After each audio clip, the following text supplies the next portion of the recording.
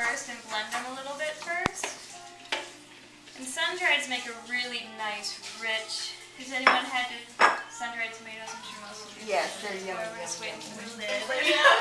We were paused. It can be. It can be wet. This is the moment where we edit. Yeah. What? Yeah. I was saying we're paused. We're waiting for the lid. We don't have the food channels or make kitchen here yet. Nice. We need to pay an intern, or not pay an intern, but That's right. actually Matt's essentially been our intern, isn't it? Ooh. You can make your own sun-dried tomatoes. Yeah. Keep it going.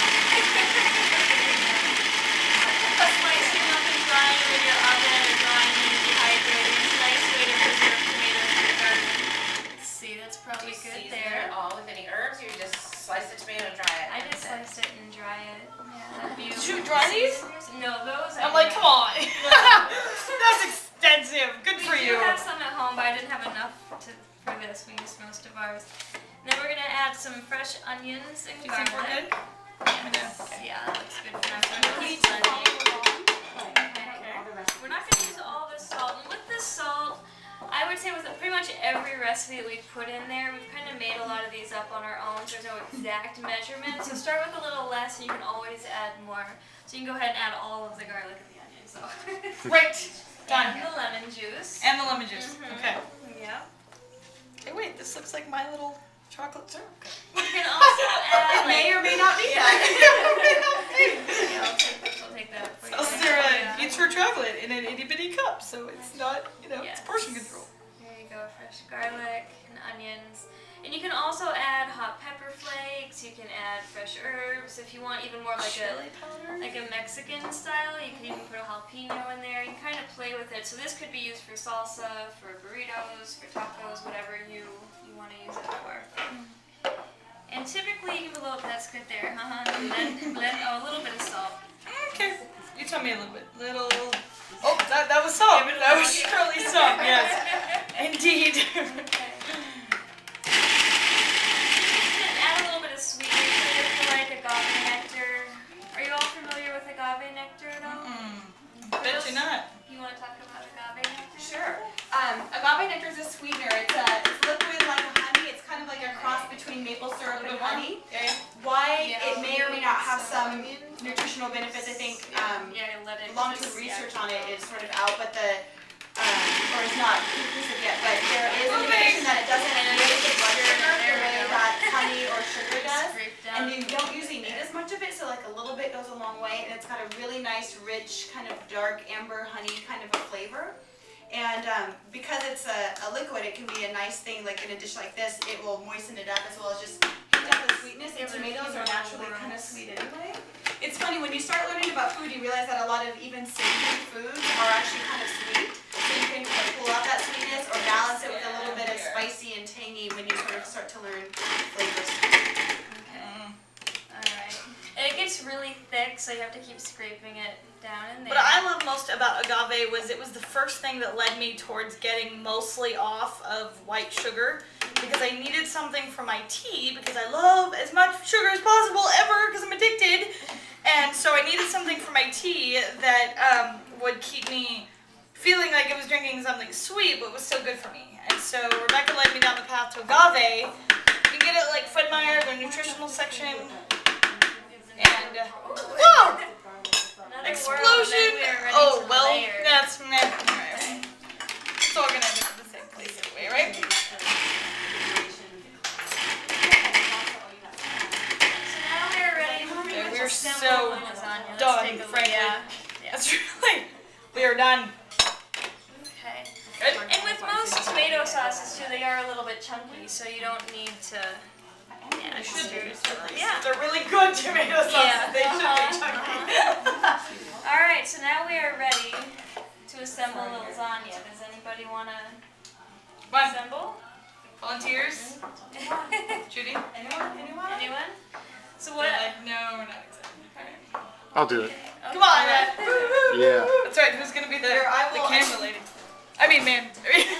I'll do it. Take it away, Matt. No right or wrong way to layer, so we'll see what Matt does with that. But we've got a mushroom paste, like a mushroom marinated mushroom. George is there. I was like, oh dear. I'm sorry.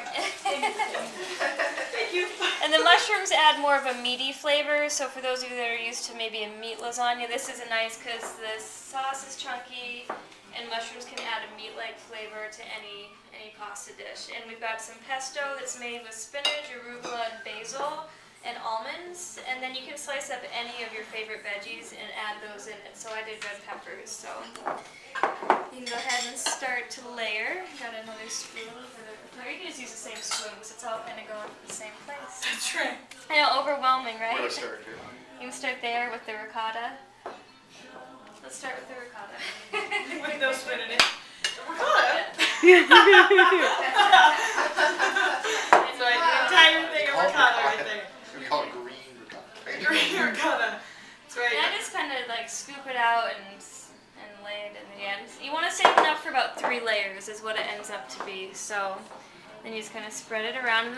The zucchini's kind of thin, so you got to be a little bit delicate when you're doing that.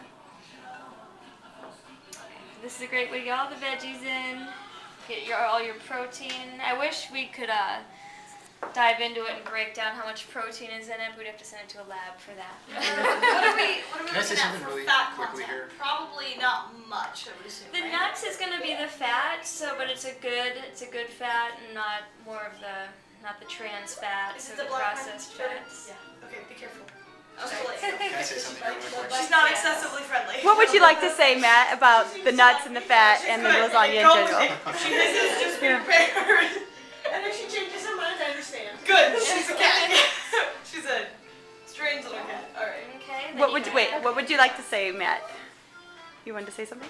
Oh, I was just gonna say that for anybody who's like interested in cooking specifically, like to help you lose weight, anything that can help you keep your insulin levels down. Anytime you get your insulin levels up with like refined sugar or She's bipolar. like white flour pastas like that raise insulin levels, you're gonna make fat. In general, like when insulin's up in your body is in like a really fast. So it doesn't normally, like carbohydrates normally raise your insulin, right? Or well, not all it carbs? depends on what kind of carbohydrates. Like high glycemic carbohydrates will do that. Okay. But I was going to say this is like a good alternative because this doesn't raise your insulin levels Okay. and has a lot of antioxidants, a lot of good chemical properties and nutrients in it. So you're not going to be raising your insulin levels. You'll be Okay. you'll be actually losing weight. Not as much a shock to the Is it a good system. thing, Matt, to just get on Google maybe and Google the glycemic index? Yes, it's really good for you to be aware and reading labels. Sorry, I'm totally going off.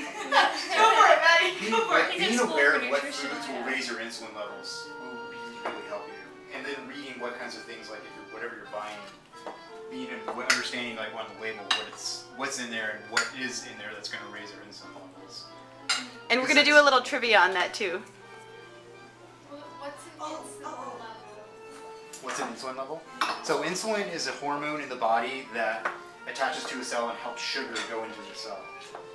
So insulin itself helps sugar get into your cells, but the other thing too is that insulin is an activator of a lot of physiological processes. Specifically, it generates pathways for fat to go into storage, for you to generate fat.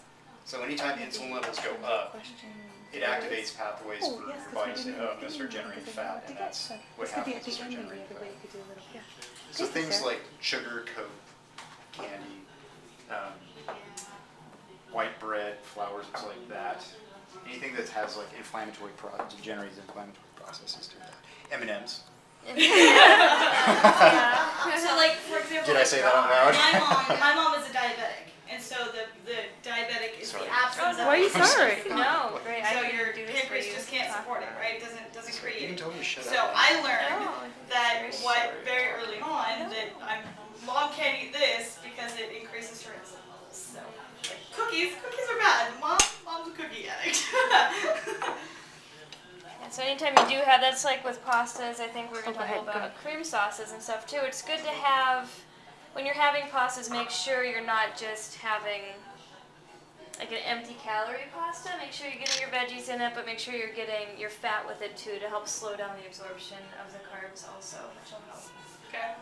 So we did zucchini, the ricotta, mushrooms, peppers. Peppers, red bell peppers, and then the pesto. And then the pesto. Then another layer.